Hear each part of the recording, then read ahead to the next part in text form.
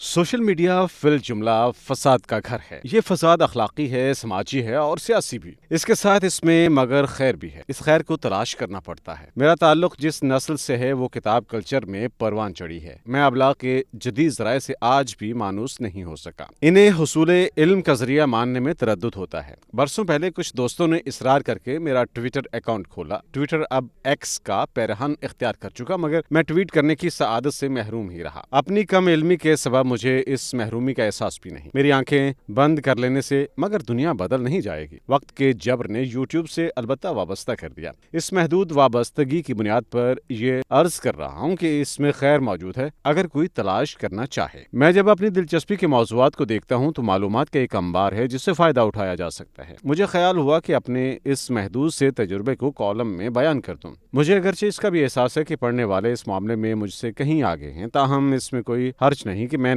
اپنی دلچسپی کے میدانوں میں کیا کچھ مفید پایا اس کو بیان کر دوں۔ مذہب مثال کے طور پر ایسا ہی ایک میدان ہے۔ اس میں اردو، انگریزی، عربی اور فارسی میں بے پناہ مواد موجود ہے۔ سوشل میڈیا میں تمام اہم تفاسیر موجود ہیں۔ قرأت کے بہت شاندار نمونے موجود ہیں۔ اگر آپ عربی زبان کی ایسی تدریس چاہتے ہیں جس سے قرآن مجید کے متن کو سمجھ سکیں تو اس پر موجود ہے۔ اب تو معاملہ یہ ہے کہ اس میں ایک موضوع پر اتنا کچھ میسر ہے کہ انتخاب مشکل ہو جاتا ہے۔ اس لیے ضرورت ہوتی ہے کہ عام آدمی کی رہنمائی کی جائے کہ وہ کیا دیکھے۔ میں دین سیکھنے اور سمجھنے کے لیے اپنے استاد جاوید احمد غامدی صاحب کے پروگرام دیکھتا ہوں۔ جو علمی متانت اور دعوتی اخلاص دینی پروگراموں کا خاصہ ہونے چاہیے وہ مجھے ان کے پروگراموں میں ملتے ہیں۔ وہ قرآن و حدیث کے درس کے ساتھ عصری مسائل پر بھی بات کرتے ہیں۔ مفتی تقی عثمانی صاحب جیسے اہل علم کی کوئی گفتگو مل جائے تو اسے بھی توجہ سے سنتا ہوں۔ میرے علم میں نہیں کہ وہ سوشل میڈیا کو اپنی بات کے ابلاغ کے لیے باقاعدگی سے استعمال کرتے ہیں یا نہیں۔ اگر وہ اپنا مستقل ویلاگ شروع کریں تو یقیناً مجھ جیسے بہت سے طالب علموں کا بھلا ہو اور سوشل میڈیا کے اعتبار میں اضافہ ہوگا۔ مناظرہ باز مبلغین سے میں گریز کرتا ہوں۔ ان کی ایک آدھ ویڈیو دیکھ کر مجھے اندازہ ہو گیا کہ وہ جس لب و لہجے میں کلام کرتے ہیں اس سے دین کو کوئی فائدہ ہے نہ طالب علم کو۔ میں دوسروں کو بھی ان سے گریز ہی کا مشورہ دوں گا۔ دین کے ایک طالب علم کو البتہ جاوید احمد غامدی صاحب، مفتی تقی عثمانی صاحب یا مفتی مریب الرحمان صاحب جیسے سنجیدہ اہل علم کی باتیں ضرور سننی چاہیے۔ ادب، تصوف، فلسفہ اور تہذیبی مسائل پر احمد جاوید صاحب کو سننا وقت کا اچھا مصرف ہے۔ ان کی باتیں معلومات افروز بھی ہیں اور دلچسپ بھی۔ 2 دن پہلے میں نے معین اختر مرحوم پر ان کی ایک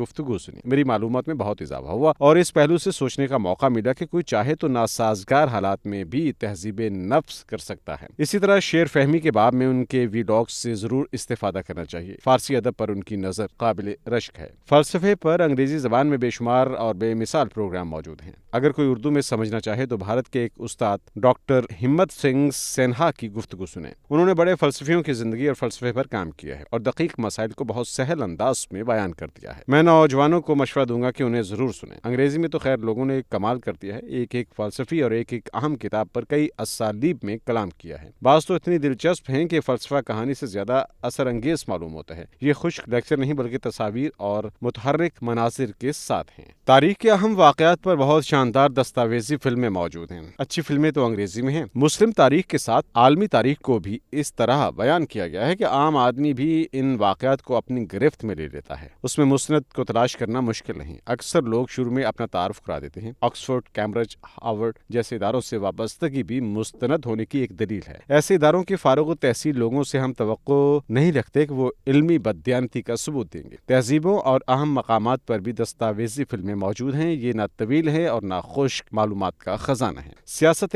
حاضرہ کے پروگرام لوگ سب سے زیادہ دیکھتے ہیں۔ بدقسمتی سے کوئی ایک ایسا ویلاگ نہیں ہے میں جسے دیکھنے کی سفارش کر سکوں۔ خبر کے لیے میں انصار عباسی صاحب، عمر چیمہ اور اعزاز سید پر اعتماد کرتا ہوں۔ مجھے اندازہ ہوتا ہے کہ صحافت کے بڑے بڑے نام ناظرین اور سامعین کی تعداد بڑھانے کی خواہش میں معیار کو ثانوی حیثیت دے دیتے ہیں۔ سیاسی ویلاگز نے ٹی وی چینلز کے سیاسی پروگراموں کی اہمیت کو کم کر دیا ہے۔ میرا خیال ہے کہ مقبول ہونے کی خواہش غالب ہو گئی ہے جس سے تجزیے کی سنجیدگی متاثر ہوئی ہے۔ اس کالم میں تمام موضوعات اور مواد کا احاطہ مقصود نہیں اور میں اس کی اہلیت بھی نہیں رکھتا۔ میں صرف ایک پہلو کی طرف توجہ دلانا چاہتا ہوں کہ بے مقصد سیاسی ویلاگز اور سستی تفریح کے بجائے اگر سنجیدہ مواد کی طرف رجوع کیا جائے تو تفریح کے ساتھ معلومات میں اضافہ کیا جا سکتا ہے۔ مجھ جیسا مبتدی اگر اتنے پروگرام ڈھونڈ لایا ہے تو آج کا نوجوان مجھ سے کہیں زیادہ رسائی رکھتا ہے۔ وہ چاہے تو ایسے پروگرام تلاش کر سکتا ہے جس سے وہ حظ اٹھانے کے ساتھ ساتھ اپنے ذہن کے دریچے وا کرنے کا کام بھی لے سکتا ہے۔ اردو میں لوگوں نے مفید کام کیا ہے، مگر میرا خیال ہے کہ اس میدان میں بہت کام کرنے کی ضرورت ہے۔ مثال کے طور پر تاریخ، سائنس اور تہذیبوں پر اردو میں اچھی دستاویزی فلموں کی کمی ہے۔